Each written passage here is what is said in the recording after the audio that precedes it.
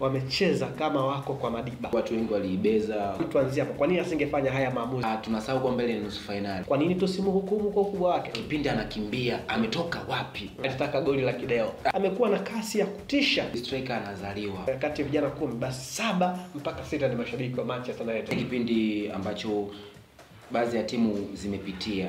Uhali gani mwanamichezo mwenzangu popote ulipo, karibu katika siku nyingine nzuri ya kuweza kuyatazama yale yote ya kimichezo tulokuandalia kupitia hapa Sports Recap ya FJTV. Kama ilivyo ada, mimi nikiapa Benedicto mwenzangu ni Joakim Moshi. Tunayo mengi kwelikweli ya kimichezo yaliyojiri weekend iliyopita, huku tukiweza kuangazia matukio muhimu kwelikweli. Kubwa zaidi, jicho kubwa litokopo pale katika uwanja wa New Amani Complex Zanzibar. Nini ambacho kilitokea? Mnyama akiibuka na ushindi wa bao 1-0 mbele ya Stellenbosch ya pale Afrika Kusini. Matukio mengi kulikweli yalitokea katika mchezo huo.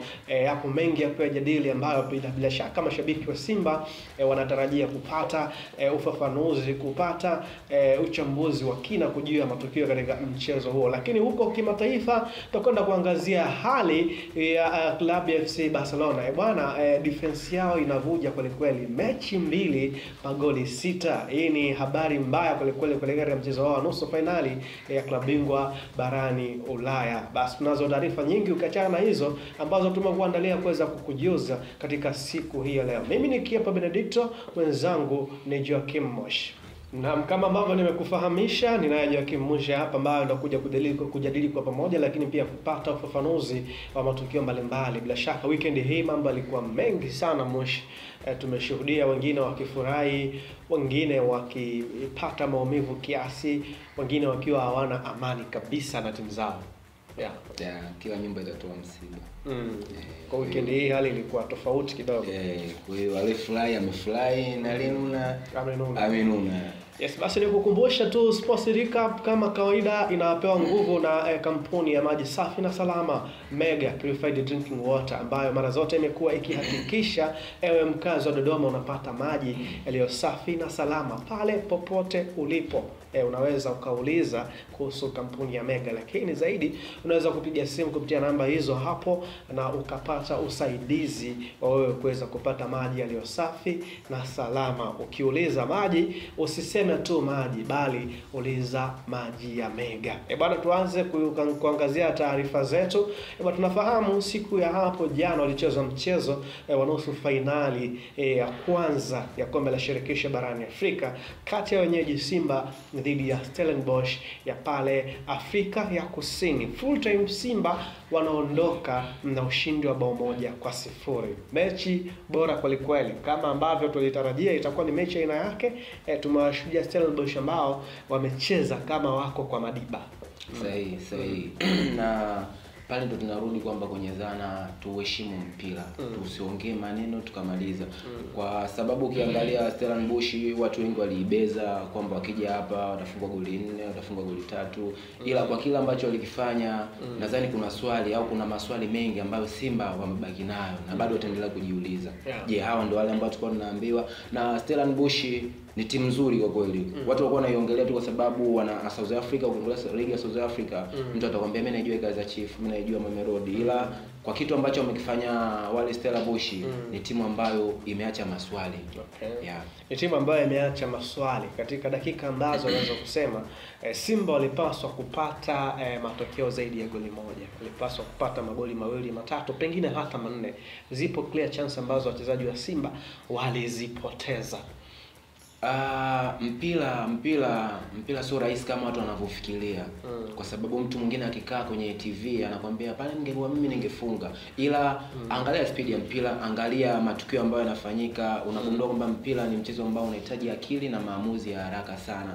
Kwa kile ambacho wamekipata wachezaji wa Simba ni mistake. Kwenye mpira mistake ni muhimu. Kwa hiyo hata zile mistake ambazo zimetokea, kwa mfano issue kubwa inayozungumziwa sana ni Jean Charles Ahoua kwa ile nafasi ya dakika za mwisho aliyoikosa. Yule ni mchezaji, angalia kakimbia kutoka wapi. Yaani usiangalie tu kwa nini hakumalizia vizuri, ila angalia katoka wapi mpaka anakuja kukutana ule mpira. Kumkataa kipa sio jambo rahisi kama mtu anapofikiria na kukaa kwenye TV akasema pale kwa nini asingepiga. Hamna, ile ni akili. Mimi namsifu, ni mistake ambayo imetokea kama wachezaji wengine wanafanya. Sasa tunajaribu kuangalia, tunazungumza mpira ni mchezo wa makosa. lakini makosa hayo pia huwa yanatoa faida, kama unaweza kupata ushindi au ukapata mateso kwelikweli katika mchezo huo. Awa alikuwa hana option nyingine, alikuwa na watu kushoto kulia ambao walikuwa katika nafasi nzuri. Bahati nzuri yeye alikuwa amesha opt kumtoka goalkeeper. Kwa nini asinge opt kuangalia pembeni yake? Labda upande wa kushoto ulikuwa umebana nje ya goli, lakini upande wa kulia kulikuwa na option ya mtu, na bila shaka isingekuwa offside kwa sababu yeye alikuwa amesha move mbele. Kwa nini asingefanya haya maamuzi? Yaani tunakuja tujadili hapa. Hiyo ndio kwanza. Kwa nini tuanzie hapo? Kwa nini asingefanya haya maamuzi ya kutazama wenzake? Mpira ni mchezo wa haraka sana, tofauti na sisi tunavyofikiria. Ndio maana tuko uwanjani 11. Okay, sahihi. Kwamba kuna muda unaweza ukadelay ukatoa pasi ikawa offside, na kuna muda unaweza ukapiga pasi ikawa sahihi. Angalia Jancha za Awa, kipindi anakimbia, ametoka wapi? Mpaka anakuja anamkataa golikipa. Maamuzi yale kuyafanya ni kitendo cha haraka sana. Yale maamuzi wanayafanya wachezaji wachache sana, na ni wachezaji wakubwa sana. Sasa Awa kucheza ndani ya Simba, hawana namba ambazo alikuwa nazo. Kile kitu angekifanya mchezaji kama Kevin Kejel, labda Edwin Barua, ni kitu ambacho tungesema kwa sababu ya hawana experience pia, lakini pia level of professionalism pia kwenye mpira wa miguu. Lakini tunamzungumza Awa ambaye ni MVP wa ligi ya Ivory Coast msimu uliopita. Tunamzungumza mchezaji ambaye ndiye mwenye namba kubwa ndani ya klabu ya Simba. Kwa nini tusimhukumu kwa ukubwa wake? Tunasahau kwamba ile ni nusu finali, na hakuna nusu finali nyepesi. Wale Stellenbosch ambao tulikuwa tunawaona, tunawasikia tu bana, ni timu ya kawaida, sio kama wale ambao tulikuwa tunawaona. Muda ule Jancha za Awa anakosa nafasi, angalia mpira ulikuwa kwenye tempa gani. Ni kipindi ambacho kila mchezaji anaamini kwamba hapa nikifanya kosa linaweza likapatikana goli. Angalia nafasi yenyewe ambayo alipata. Ni mpira ambao sasa tuseme kwa baada ya kumchukua golikipa ndo haya madhara yalitokea. Pengine kabla hajamchukua golikipa, awali yuko kwenye position ya kushoot golini. Kwa nini hakuopt kufanya hivyo? Alitaka goli la kideo. Sio goli la kideo. Yaani tunaweza tukamlaumu Jancha za Awa, ila mchezaji anachokifikiria. Lakini tukubaliane kwanza hapa. Anapaswa kulaumiwa. Awa. Kwa mimi sitomlaumu kwa sababu mimi nimecheza mpira. Najua maamuzi aliyofanya. Hakuwa yaani lengo lake sio apige mpira nje. Sijui unanielewa, lengo lake ascore. Ila ni bahati wanakosa ile magoli. Fernando Torres alishakosaga goli yeye na nyavu. Sawa, lakini tukubaliane tuweke sawa. Awa anapaswa kulaumiwa kwa kukosa nafasi muhimu dakika za mwisho. Mimi simlaumu Awa. Kwa nini? Kwa nini Kwa sababu kwanza naangalia alipotoka, umbali, kitu alichokifanya, kumkataa golikipa, mpaka anakuja na shoot ule mpira. Mimi siwezi kumlaumu. Alikuwa anafanya kitu sahihi, japo tu malengo ya kutimia. Ila angefunga kila mtu angemwimba Awa. Na hata goli lenyewe la Simba ni huyo Awa. Tunasahau. Yaani sisi tunasahau mema kwa baya moja. Unajua niliwahi kuhudhuria training moja ya makocha. Kocha mmoja hivi ni Msweden, aliwahi kusema kwamba kwenye mpira ukikosea tendo usiseme samahani. Kwa sababu kwenye mpira wewe hukupanga kukosea, lakini tu kile ambacho ulikuwa unakifikiria hakijatokea. Anza kuelewa hivi vitu. Kabla lile tukio, nikumbushe Awa ni move gani mbaya aliyoifanya mpaka umhukumu kwa mkosa lile? Ni move ipi mbaya aliyofanya? Ukiondoa lile, ni baya lipi Awa aliyofanya lingine? Sisi hatujali mazuri zote kwenye mpira, unaambia sisi hatujali mazuri 100. Hilo baya moja inaenda kuvuruga mazuri yote. Ila lengo lake ilikuwa ni kufunga, kwa sababu bila kupiga ufungi. Kwa hiyo alichokifanya Awa alikuwa anahitaji kufunga. Ila angalia alipotoka, speed aliyotumia na mpira umbali uliokuepo. Mimi simlaumu Awa. Alikuwa kwenye kujaribu, na mchezaji bila kujaribu hawezi kushinda. Joshua Budo Mutale akitokea katika bench, nafasi nyingine clear kabisa. Na katika nyakati ambazo yeye pia alikuwa anaona. Mutale wa kombe la CRDB sio huyu wa mechi hizi za ligi na kimataifa pia. Ujue games zinapokuja swala la games za kimataifa, wale wenyewe wametumwa na nchi yao. Yaani Stellenbosch tukumbuke kwamba walikuwa wanacheza kama timu, afu pia walikuwa wanacheza kama taifa. Kwa hiyo Mutale kuingia dakika kama zile, kwanza tunashindwa kuelewa tempa ilikuwa wapi. Mpira ule ulikuwa na speed, mchezo ulikuwa tayari kama ni bali tunasema ishachafuka. Kwa hiyo tulichokuwa tunategemea Mutale akifanya ndio alipata nafasi, ila sio clear hivyo useme kwamba Mutale kafaka kosa. Yaani mpira ulikuwa bali kwa ishachafuka. Ila alichokuwa anakifanya Mutale ni yale ambayo Jean Charles Ahoua. Ni nafasi ambazo unaweza kupata zikapotea, ila alijitahidi. Tunaangalia mustakabali wa kiwango cha Joshua Budo Mutale ambaye kwenye mechi mbili za CRDB dhidi ya Bigman lakini pia dhidi ya Mbeya City aliimbwa sana, akasifiwa kwamba anafanya vizuri. Unakutana na kina nani? Hapo ndio unakutana na kina nani? Wakati mwingine inategemea na timu. Yaani mwanafunzi wa darasa la 3 uende kumweka darasa la 4, utaona kuna mapungufu. Japo kuna maswali yanaweza kusema nini hapo kwa Joshua Budo Mutale? Ndio ni professional player, ni professional wa kimataifa. Unaangalia ni mechi zipi anazopata nafasi. Anakutana na watu gani? Jana alikutana na watu ambao wao wenyewe wapo kazini. Mtu anajua kabisa mimi hii ndo kazi yangu. Ila tukija huko kwenye CRDB ni wachezaji wa ndondo ambao mchezaji kachukuliwa leo bana mkaa hapa kachukuliwa mtaani. Ila ukiangalia wale Stellenbosch kila mchezaji unaambiwa ukakulia kwenye academy miaka 18 mpaka pale alipofika ni top class ya mchezaji. Kwa hiyo sio rahisi kama ninavyofikiria kwamba huyu nitamgeuza tu kama ninavyogeuza Mbeya City au nitageuza kama ninavyogeuza sijui Dodoma Jiji. Hakuna, pale unakutana na wachezaji tayari washakomaa. Japokuwa ni wadogo kiumri ila kimichezo tayari washakomaa. Sababu mpira uangalie umri. Na kubwa zaidi tutaendelea kufuatilia taarifa zinazomhusu mlinzi wa Katusha Mokoroboa ambaye alitolewa nje mara baada ya kuumia. Ikumbukwe pia mlinzi mwingine Shemaloni Fondo naye pia yuko majeruhi. Pengine inaweza ikawa taarifa mbaya kuelekea katika mchezo wa marejeano ambao utapigwa pale Afrika ya Kusini Aprili 27. Kwa hiyo ni mchezo ambao kufa na kupona Simba wakwenda katika hatua ya finali. Na nikukumbushe tu, endapo Simba wakifuzu kwenda katika hatua hii ya finali ya mashindano haya, basi ana faida, kwani mchezo wa kwanza kwa maana first leg ya finali itapigwa ugenini, alafu mchezo wa pili kama sherehe za heka za ubingwa wa kombe la shirikisho barani Afrika anaweza kuja kuzifanya hapa nchini Tanzania. Basi sisi kama Watanzania wapenda soka pia wa Afrika Mashariki na Kati tunaiombea Simba iweze kufuzu hatua hii ili angalau kuvunja hii kasumba ya sisi kutokuwa na taji la kombe la shirikisho barani Afrika. Kwa miaka mingi sana Afrika Mashariki hatuna hiko kitu, kwa tunaona namna bora nini ambacho tunaweza kukifanya. Pale Afrika Kusini panaweza pakaa pa moto zaidi. Stellenbosch ambao walikosa baadhi ya wachezaji wao muhimu akiwemo Kupido ambaye ni mshambuliaji pia kwenye eneo la striking la Stellenbosch, lakini pia tunamzungumza golikipa namba 1 wa Stellenbosch naye amekosekana. Tunaweza kuzungumza kutakuwa na athari kubwa katika mchezo wa marejeano endapo baadhi ya wachezaji ambao wamewakosa wakapatikana wakawepo. Mlima bado ni mkubwa kwa Simba kwa maana mcheza kwao utunzwa na wale ukitaka kuangalia wale jamaa kwa kipindi cha pili walivyocheza ndio utajua kwamba kazi ipo South Africa kwa sababu kipindi cha pili ndio waliamua kutuonyesha mpira wao uko vipi. Alafu pale ndio wanawamisi wachezaji wao kama walivyosema.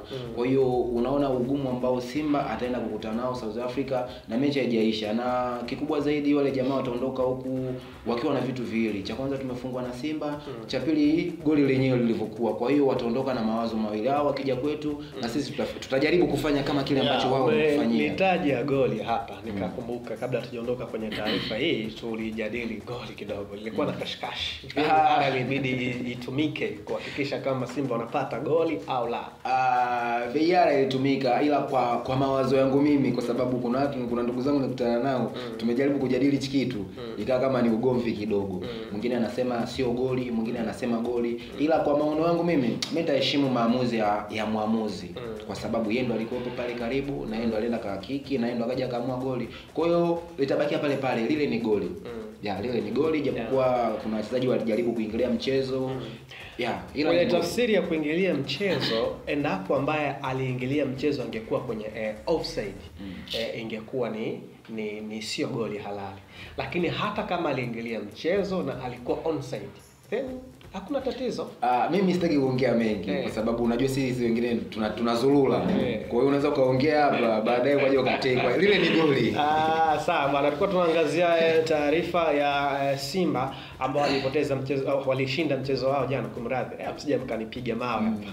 Walishinda mchezo wao wa jana wa kombe la shirikisho barani Afrika dhidi ya Stellenbosch bao 1-0 katika mchezo ambao ulipigwa pale New Aman Complex pale Zanzibar, na hivi sasa tunatarajia tuone nini ambacho kitatokea katika mchezo wa marejeano ambao utapigwa pale Afrika Kusini Aprili 27. Basi tukiondoka kwenye taarifa hiyo, basi tuiangazie taarifa nyingine ambayo tumekuandalia, ambayo inamhusu mshambuliaji wa klabu ya Singida Black Stars Jonathan Soa, ambaye amekuwa na kasi ya kutisha kwenye kufumania nyavu. Mchezaji ambaye alifika dirisha dogo kabakisha magoli mawili tu kuwakuta ambao walianza hizi mbio toka msimu unaanza, kuwakuta wale vinara wa magoli. Jonathan Soa mechi 10 magoli 10. Ya kiufupi striker anazaliwa. Striker atengenezwi. Yule jamaa kazaliwa kufunga. Ya na sijui kwa nini alichelewa kuja kwenye ligi ya Tanzania. Kaja kutuonyesha mastriker wanahitajika wawe vipi. Maana muda mrefu tunawapa sifa watu ambao hawana sifa. Sijui unanielewa. Mechi 10 goli 10. Wakina Mzinze wameanza kawakuta sasa hivi ipo sana Mzinze bado magoli mawili. Bado magoli moja. Mzinze ana 12. Sio Dube ndo ana 12. Dube ndo ana 12. Ya Mzinze 11. Okay. Pamoja na yote ila Soa anabakia kuwa ni striker halisi, kwa sababu ukitaka kuangalia hata movement anazozifanya ndani ya uwanja, magoli ambayo anafunga sio ile striker kwamba niwekee kushoto tu. Hapana, yeye kimpa kushoto anafunga, vichwa anafunga. Kwa hiyo ni striker ambayo tunamhitaji aendelee kuonyesha kwamba mastriker wanatakiwa wawe vipi. Na kinachonivutia zaidi Singida Black Stars sio kwamba ina eneo lile la kwa maana ya ubunifu, kwa maana viungo wala wanatengeneza nafasi, sio kwamba wana watu bora sana. What if wakicheza kwenye timu ambayo ina wapikaji, wapishi wazuri? Kwanza nikurekebishe. Singida ina watu. Yani tunataja ukilinganisha na nani? Yani Singida ukitoa siasa za Tanzania tukasema mpira uchezo. Sawa, nimekuelewa kwamba Singida wana watu. Kweli klabu ya Singida Black Stars ina watu kweli katika timu yao. Lakini ukilinganisha na nani? Ni sawa kwamba yule Soa leo tukamtoa pale tukamweka kati ya Yanga, tumweke sio Yanga, useme Yanga. Tumweke pale Yanga, ndo final striker pale. Basi tufanye Simba. Na Yanga imekuwa na wachezaji ambao wanapika, wanatengeneza nafasi, wako katika ubora mkubwa sana. Nazungumza kina Maxims, kina Pacome, kina Stefan Aziz Ki. Hao wote wamtengenezee Soa. Sasa ubaya wa mpira uko hivi, unaweza klabu nyingine ukafanya vizuri, afu ukaenda klabu nyingine usifanye vizuri, kwa sababu pia pale unakutana na watu ambao wenyewe wanajua hii nafasi nikifunga mimi kesho nikiamka nitajiona kwenye Mwanasport, nitajiona kwenye sijui Raha Leo. Kwa hiyo maono pia yanakuwa tofauti. Pale Singida mtu anajua mimi nikimtengeneza Jonathan Soa itakuwa ni sifa kwangu pia bana, pasi kanani. Ila Yanga pale mtu kwanza anafikiria mimi kwanza. Kwa hiyo tusimpe matumaini kwamba anaweza kaenda Yanga akawa bora zaidi ya pale. Anaweza kaenda Yanga tukamwonea huruma. Ila ni mchezaji mzuri. Mambo yakawa magumu kwa sababu tumeona mpango uliopo ni kujiunga na Africans. Hiyo ni totally iko clear kabisa. Hizo tetesi. Yani hiyo na kuthibitishia leo kupitia Sports Cup. Ikitokea kaenda Azam kabisa. Hawezi kwenda Azam wala Simba. Maana Azam mwenyewe mali ya Yanga, msimu ukianza atavaa jezi za njano na kijani. Mimi namuombea kwa sababu tutaona makubwa, kwa sababu atakuwa yupo sehemu sahihi na Yanga watakuwa wapo kwenye klabu bingwa Afrika. Atawasaidia Jonathan Soa kwa uwezo wake, kwa sababu ni mzoefu, kashazunguka Afrika. Natamani mimi mwenyewe kumuona sio Yanga ndani ya hivi vilabu vitatu Tanzania, ikiwemo Simba, Azam. Kuna kitu atakionyesha, kwa sababu hata ndugu zetu Azam tunaona shida iko wapi. Ujio wa Soa pia umemweka katika wakati mgumu sana Elfres Rupia, ambaye ndo alikuwa mshambuliaji tegemezi. Mara nyingi sasa amekuwa akipata nafasi mara chache sana, akitokea benchi au kuanza mara chache sana. Ndio pale unaambiwa ukipewa nafasi muonyeshe mwalimu. Na siku zote timu ya ushindi huaga ibadiliki. Inabadilika pale mtu akiumia au kuna chochote kimetokea, ndio inabadilika. Kwa mfano hata kama wewe ndo mwalimu leo wa Singida, unaambiwa mweke nje pale Jonathan Soa. Nadhani unaweza ukaacha kazi. Kwa nini? Kwa sababu unajua yule ndo mtu ambaye muda wowote saa yoyote anakupa furaha.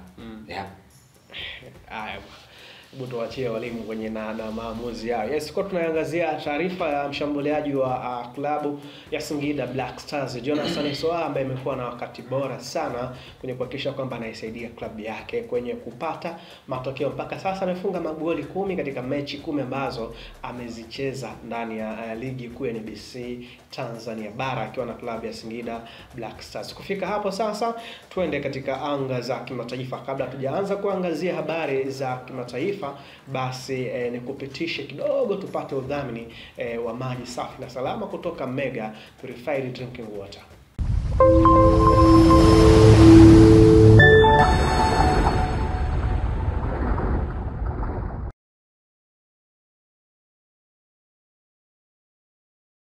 Sasa tumetoka kuwasikia hapa vizuri kabisa Mega Purified Drinking Water ambao wametuambia habari njema kweli juu ya maji safi na salama ambayo yanapatikana hapa Dodoma. Wewe mkazi wa Dodoma unapiga simu tu unawaambia naomba maji ya Mega, afu unaulizwa uko wapi, unaletewa mpaka mlangoni. Hakuna shida, hakuna wasiwasi. Sasa tupae katika anga za kimataifa. Bwana, weekend hii tumeshuhudia Manchester United wakipoteza mchezo mbele ya Wolves 1-0 na kuwafanya kasalia katika nafasi ya 14 na alama zao 38.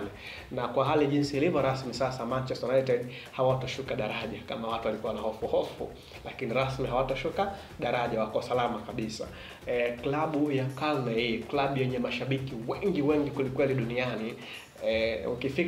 Ukikuta vijana kati ya vijana 10 basi 7 mpaka 6 ni mashabiki wa Manchester United. Ukisikia anasema yeye shabiki wa Man City, ujue huyo alikimbia wakati wa shida. Vipi namna ambavyo Manchester wanaenda? So klabu ambayo ilikuwa inatengeneza utawala wa soka kwa miaka mingi sana. Man U au Manchester United kipindi ambacho wanapitia sasa hivi ni kipindi ambacho baadhi ya timu zimepitia. Kikumbuka hata Barcelona wenyewe kuna wakati walipitia, lakini sio hii. Lakini sio hali. Ila kwa Man U kupoteza dhidi ya Wolves mara ya kwanza, ila mimi nachoona Man United energy pia. Unajua mpira ni mchezo wa akili pamoja na nguvu. Tukumbuke weekend iliyopita Man U alikuwa na kibarua kigumu mbele ya Lyon. Ambapo alitumia energy kubwa. Sasa ile energy inahitaji muda kufanyaje kurecover. Sio leo tu umetumia nguvu kesho tena. Sisi ni binadamu. Na Wolves alijua kwamba Man U katoka kucheza mchezo mgumu, lazima atakuwa kuna madhaifu ambayo ataonyesha. Kwa hiyo na Wolves alitumia madhaifu ya Man U. Ukiangalia hata goli alilopata ni goli ambalo ni mistake. Unaona kabisa wachezaji wamecheza, wamechoka hivyo. Kwa hiyo Man U ni timu ambayo inapitia kipindi kigumu kwa sasa. Yes, tunaona nini ambacho watakifanya hasa kwenye msimu unaokuja. Maana kwa sasa shughuli imekwisha. Matumaini pekee ambayo wamesaliwa nayo ni katika kombe la Europa. Na kila mwaka Man U hata wamalize nafasi ya ngapi, lakini huwa wanaondoka na kataji kao. Maybe msimu huu pia wakaondoka na Europa League kao. Sasa hii na hata nguvu kubwa mimi naona Man U wameiweka kwenye Europa kwa sababu kwenye ligi wanajua kabisa sisi hatuna cha kupoteza, tushike daraja, basi nguvu kubwa tuiweke. Kuna watu wanaangalia mchezo wa Lyon walitumia nguvu kubwa sana. Hakuna aliyeamini Man U kama anaweza akasurvive, ila hivyo na hisi ndio kombe lao, na wenyewe tunaweza kusema hili ndio kombe la Man U. Sasa pata picha sasa. Arsenal wakaondoshwa katika hatua nusu finali ya UEFA na EPL wamekosa. Alafu Man U wakaenda akashinda Europa. Yalishatukuta. Arsenal sijui watajificha wapi sijui. Yani yashatukuta. Soma la kwanza Man U alichukua Europa, Arsenal hajaondoka na kitu chochote. Maneno yalikuwa ni mengi mtaani. Wamepata nafasi ya pili, mimi nafasi ya 14 fresh tafuna tamba na Europa. Yani Arsenal na Man U yani ni kama mtoto wa baba mdogo na baba mkubwa, yani kwamba mtoto wa baba mkubwa akinunua gari wa baba mdogo ana basi inakuwa ni kero. Sawa. Tulikuwa tunaangalia Manchester United ambao kimsingi kwa sasa wamekuwa na hali mbaya kweli, lakini kwa taarifa sahihi wale ambao walikuwa wanahofia pengine hao Giants kushuka daraja hawatashuka daraja, wataendelea kusalia kwenye ligi kuu ya nchini Uingereza. Sasa tuhame tuende pale nchini Spain katika klabu ya FC Barcelona. Barcelona katika michezo miwili ya mwisho kwa maana ya ule wa Champions League pamoja na mchezo wa La Liga dhidi ya Celta Vigo wameruhusu mabao 6 katika michezo miwili. Magoli 3 mbele ya Borussia Dortmund, magoli matatu tena mbele ya Celta Vigo. Na bahati mbaya wametoa hat-trick katika michezo yote miwili. Namna ambavyo inaogopesha. Afu na mpinzani ambao wanakwenda kukutana naye karibuni ni Inter Milan ambao wao ni solid sana katika eneo la kuzuia. Uzuri wa Barcelona kwamba wao wanafunga na ubaya wa Barcelona wao wanafungwa. Sasa kama ulivyosema wanaenda kukutana kwenye Champions League na timu ambayo kuifunga ni ngumu, ila kukufunga wanaweza kufunga hata moja. Kwa hiyo Barcelona nahisi watalifanyia kazi ili kwa sababu mwalimu ataona kwamba huu mwenendo sio mzuri. Dhidi ya Dortmund nimeruhusu magoli 3, dhidi ya Celta Vigo nimeruhusu magoli 3. Kwa hiyo ana kitu cha kuambia walinzi wake kwamba kuna mapungufu ambayo mwenyewe atakuwa ashayaona. Kwa nini sisi tunafunga afu na kwa nini sisi tunafungwa? Hilo ni swala moja. Alafu pili, inabidi pia akae chini na watu wake wa ufundi waweze kushauriana nini cha kufanya. Mimi naamini kuelekea, ujue Champions League ni michuano ambayo huwezi fananisha hata na ligi ya ndani. Kwa hiyo ni lazima pale ataingia na option nyingi kwamba jamani, mechi iliyopita tumeruhusu. Kwa hiyo inakuwaje? Tatizo liko wapi? Kwa hiyo wenyewe watakaa watajua. Na Barcelona baya kabisa hawana option nyingine katika eneo la golikipa. Ya sahihi, kwa sababu golikipa wao nadhani ni majeruhi yule mmoja. Kwa hiyo alokuwepo bado nafasi wanayo. Mimi naamini nafasi wanayo kwa sababu Barcelona ni timu ambayo inapenda kukaa na mpira. Mnapokaa na mpira ndo jinsi mnapokuwa salama. Kwa hiyo watafanyia marekebisho. Naamini sidhani kama game inayokuja tena tunaweza tukaziona goli 3-3. Muda huu Lautaro Martinez anachekelea. Yule Mwargentina analomba kwa sababu alichowafanyia Wajerumani hawatomsahau. Anajua huu muda huu ndo wanapitika hivi. Na sio tu Martinez, kuna watu kina Pavard, wakina Lucas Thuram, wale ni watu wabaya sana. Kwa hiyo Barcelona tunajua anaruhusu magoli, ila uzuri na yeye anafanyaje? Anafunga. Kwa hiyo tutashuhudia hata 4-4-3, yani iko pale pale. Kwa sababu timu haibadiliki ndani ya siku moja. Inahitaji muda watu wajue tatizo liko wapi, kwa nini nikipiga mpira hivi. Kwa hiyo kazi ipo mbele ya Inter Milan. Yes, tunaangazia hapa FC Barcelona ambao wamekuwa na wakati mbaya kweli katika michezo yao ya pili ya mwisho wakiruhusu magoli 6. Hii sio dalili nzuri kwa mwalimu Hansi Flick katika eneo lake la ulinzi, na ukizingatia kwa hivi karibuni watakwenda kucheza mchezo muhimu wa nusu finali ya klabu bingwa barani Ulaya. Kufika hapo tunafika tamati ya Sports Recap katika siku ya leo. Ulikuwa nami Kiepa Benedicto, mwenzangu ni Joakim Moshi. Tumeweza kuangazia leo yote ya kimichezo kwa hisani na nguvu kubwa kabisa ya Mega Purified Drinking Water. Tunasema 2025 FJTV, hili ni chimbo jipya.